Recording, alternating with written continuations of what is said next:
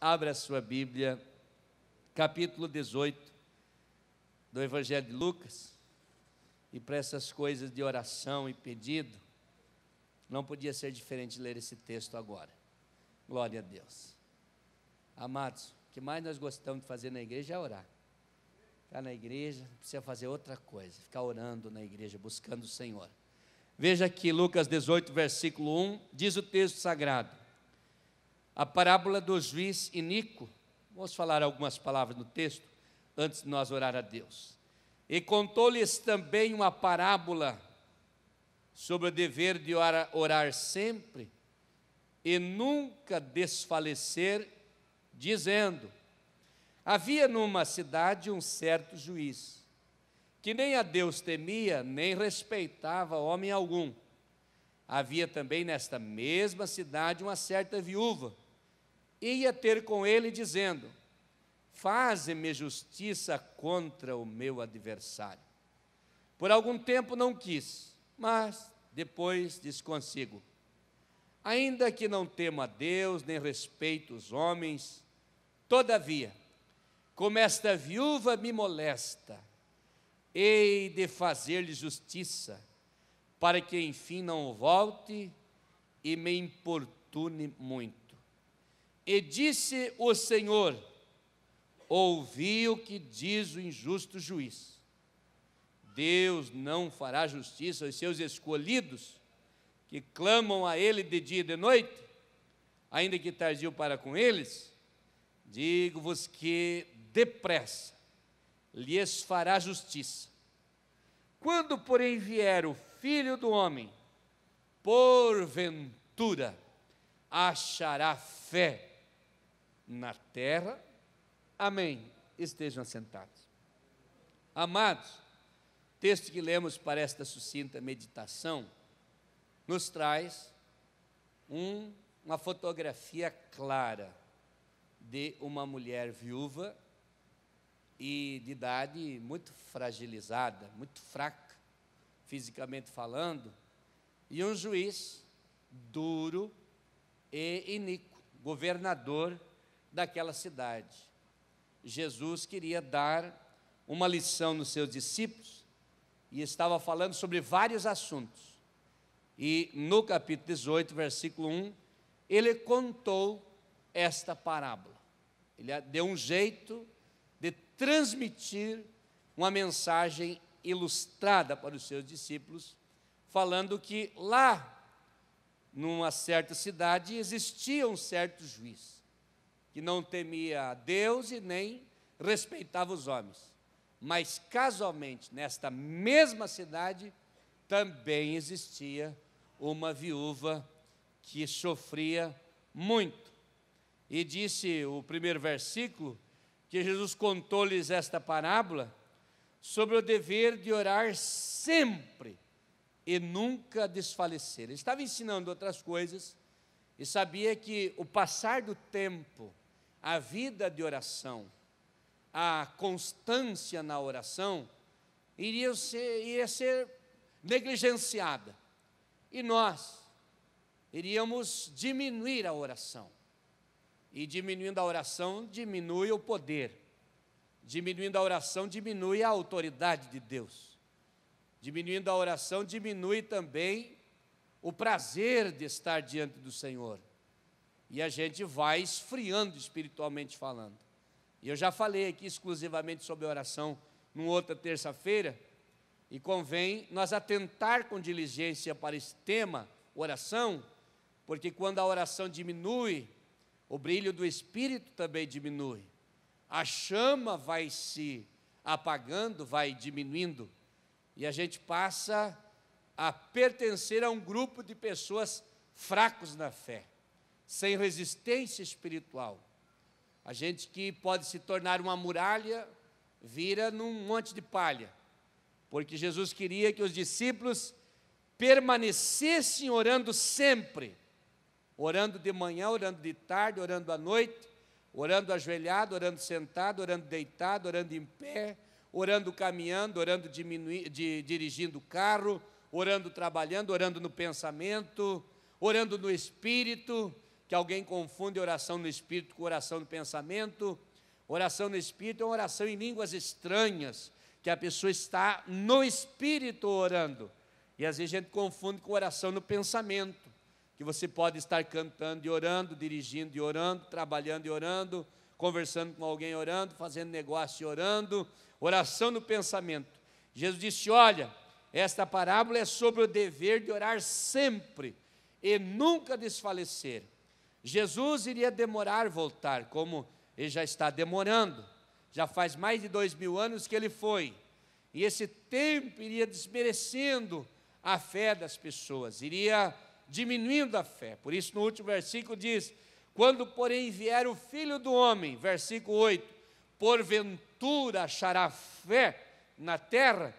Porque o tempo de espera traz uma fraqueza, traz um desespero, traz uma solidão. E Jesus disse: olha, eu vou contar uma parábola desse juiz e dessa mulher. Nessa cidade, esse juiz era um homem muito duro, não temia a Deus e não respeitava os homens. Quem não teme a Deus é uma pessoa incrédulo, é uma pessoa ímpia, é uma pessoa sem Deus, porque todos que servem a Deus temem a Deus, e esse não temia a Deus. Quem não teme a Deus pode se cair nos vícios, porque ele não teme a Deus, pode blasfemar de Deus, pode amaldiçoar os filhos de Deus. Quem não teme a Deus não tem temor de fazer as coisas erradas, faz na maior facilidade, com naturalidade, porque não teme a Deus. E esse juiz, ele era iníquo, ele estava dentro da iniquidade, ele estava submergido na iniquidade, e não respeitava os homens também. Se fosse necessário, batia nos homens, se fosse necessário, prendia os homens, botava os homens na cadeia, humilhava os homens, faria qualquer coisa, porque o seu coração era cheio de maldade. Esse juiz, na verdade, é o símbolo da maldade quando se olha por um prisma para a figura dele.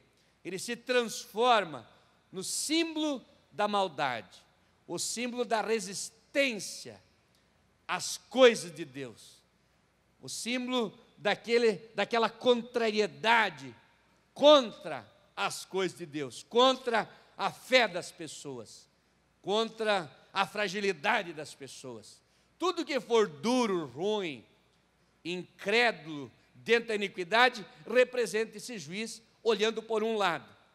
Mas tinha naquela mesma cidade uma viúva. Talvez tivesse tantas outras autoridades, mas Jesus usou aquela viúva, uma viúva frágil. Não tinha dinheiro para pagar alguém para lhe defender, não tinha como contratar advogados, não tinha como reivindicar os seus direitos, não tinha filhos, não tinha ninguém, era viúva, e era uma viúva já de idade, já tinha as suas fragilidades físicas, mas ela foi por ela mesma. Não tem ninguém que vá por mim, eu vou falar com o juiz, porque eu tenho um adversário que está sendo injusto comigo. E ela foi até o juiz, uma vez, e ele recebeu mal, tratou mal, e ela voltou, e foi de novo, e ele tratou mal, e ela foi mais uma vez, e começou a ir todos os dias na casa do juiz. Chegava e dizia: faça justiça contra os meus adversários, porque ela sabia que havia um compromisso com as autoridades para cuidar das viúvas. Quando os apóstolos, no capítulo 2 em diante de Atos, viram que as viúvas eram mal cuidadas, que as viúvas eram desprezadas, as viúvas esposas dos gregos, as viúvas gregas, eles instituíram o diaconato da igreja para cuidar dessas viúvas. Então ela sabia dos direitos que tinha, e ela foi atrás. E esse homem tratava ela com desdém, tratava ela com desprezo, e ela continuava insistindo. Eu creio que esse homem, no começo não foi nada para ele, simplesmente se livrou de uma viúva, frágil, fraquinha, mas depois ele via qualquer barulhinho lá, na campainha da sua casa, no portão, quem sabe no escritório, e ele olhava, era aquela viúva. E um tempo em diante já ia dormir e já sonhava com a viúva.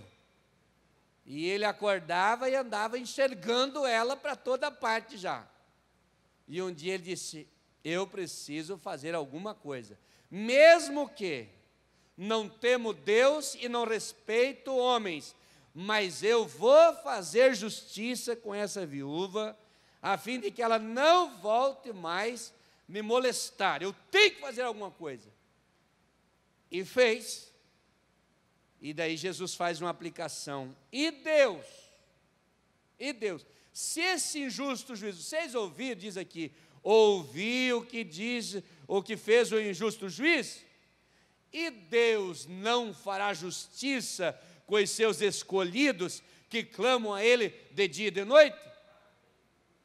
Vai vir logo para resolver o problema, vai vir logo para atender o pedido, Ele vai fazer alguma coisa. E eu estava pensando, e eu me lembrei da oração registrada em Tiago, capítulo 5, o poder que tem a oração. Quando o Tiago 5, ele diz, olha, versículo 13, se alguém está triste, ore. Então a tristeza vai embora quando nós oramos. Se alguém está triste, ore. Depois ele disse, olha, se estiver alguém doente, chame os presbíteros da igreja, e esses vão orar, e depois da oração, os pecados vão ser perdoados, e o Senhor Deus levantará o doente. E ainda ele continuou, olha, não esqueça uma coisa, Elias era homem sujeito às mesmas paixões que nós, e orando uma vez pediu que não chovesse, e por 3 anos e 6 meses não choveu sobre a terra. Depois ele orou outra vez, e a terra deu seu fruto, veio a chuva, e tudo funcionou pelo poder da oração. E eu estava pensando sentado ali, folhei a Bíblia e achei a última oração de Sansão. Sansão era o palhaço na cidade de Gaza. Furaram os seus 2 olhos e levaram ele para fazerem dele palhaço, para eles se divertirem nas festas no templo de Dagon. E ele cansou de ser palhaço. E os seus cabelos, ele era nazireu de Deus, os seus cabelos voltaram a crescer.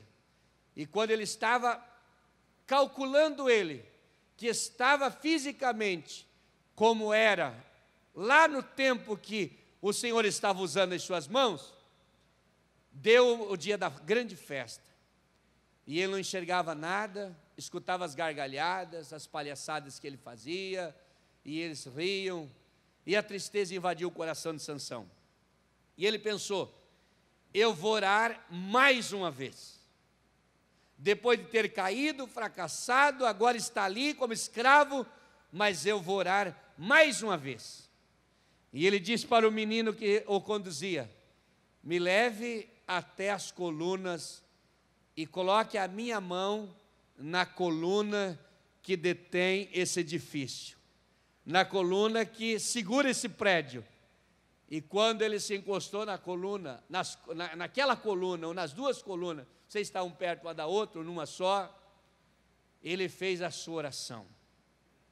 E diz a Bíblia que se inclinou sobre a coluna e disse, morra eu com os filisteus.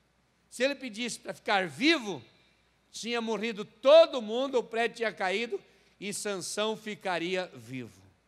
Porque Deus decidiu dar um basta na escravidão.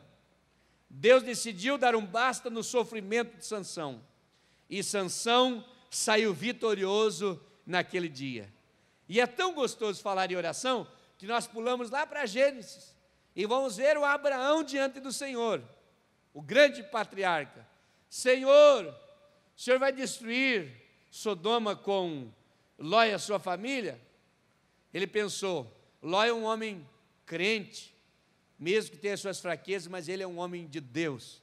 Será que ele não ganhou lá umas 50 pessoas durante esse tempo que ele está lá: Senhor, se tiver 50 justos lá em Sodoma, por amor dos 50 tu não destrói a cidade?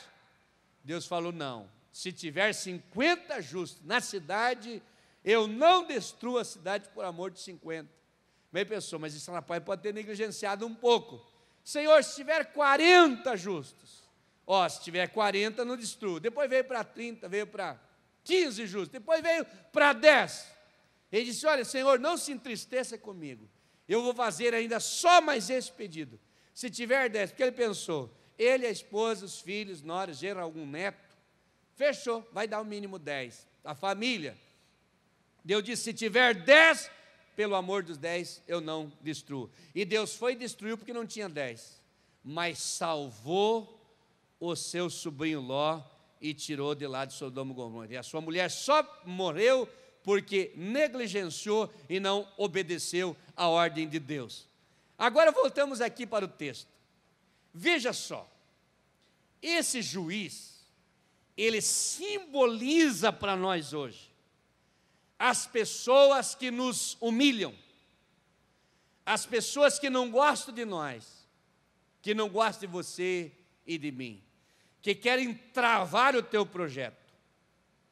Esse juiz iníquo representa aquela pessoa que quer ver você sofrer, que quer ver você ter prejuízo, que quer ver você perder dinheiro, perder emprego, perder negócio, perder em todas as áreas da vida, porque ele queria ser injusto com ela. Esse juiz simboliza, representa essas pessoas que querem ver o teu mal. Quando ele deixa ela vir várias vezes, ele pensa em matá-la no cansaço. Vamos humilhar, vamos fazer essa pessoa cansar de buscar os seus direitos, vamos fazer essa pessoa cansar, ela vai se esgotando, daqui a um pouco se desvia, desiste e não vai mais, ou vai morrer sofrendo. Mas quando eu olho para esta mulher, esta viúva, eu vejo ali que ela não tem arma, não tem gente, não tem dinheiro, não tem policial para lhe defender, nem advogado, ninguém, nem promotor de justiça, ninguém. Mas ela usa a única arma que Deus colocou na sua mão: a oração constante. E a oração constante dessa mulher derrubou algumas coisas. Primeiro, derrubou a incredulidade. Segundo lugar, derrubou a dureza de coração, derrubou o desdém, derrubou o desprezo, derrubou a humilhação, derrubou tudo. E com a sua fragilidade humana, mas com a sua fé em Deus, ela triunfou na autoridade da oração, porque ela decidiu orar sempre e nunca desfalecer. Vamos orar agora? Fique em pé para nós orar. Você tem um pedido hoje? Quem sabe você está dizendo: pastor, muitos dias eu estou orando, eu tenho um pedido e eu quero agora apresentá-lo para Deus, mas é impossível para os homens, mas para Deus todas as coisas são possíveis. Saia do seu lugar e venha para o altar, porque hoje é noite da tua bênção, da tua vitória, e nós precisamos orar juntos nesta hora tão preciosa.